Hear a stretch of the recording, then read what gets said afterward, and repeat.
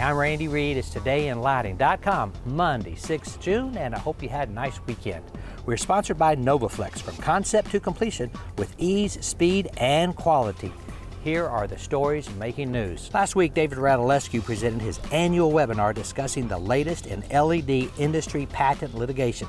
On Friday, we published our first article, and that focused on the Signify Enabled program.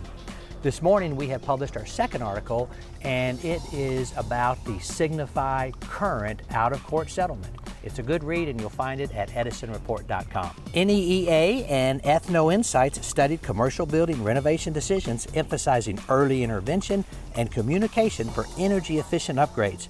We link to the full report with their findings at edisonreport.com.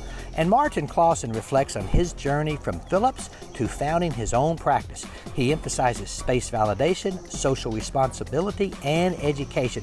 We've gotten to know Martin well at the various international trade shows that we attend. Read the article at designinglightingglobal.com. Shunda Presscode Weinstein reflects on LA's lost dark skies due to LED's broad spectrum light, urging ecologically responsible lighting practices.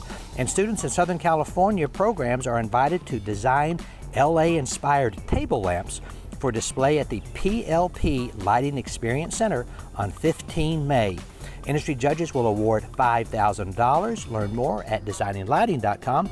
And after being dark for over a year, the Bay Bridge lights in San Francisco will return next March. The $11 million project promises improved quality and wider visibility.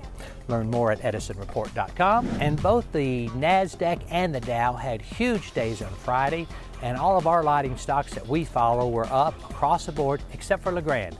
They dropped 2.5%. That's it. Go light up the world. Have a great week. Pray for peace.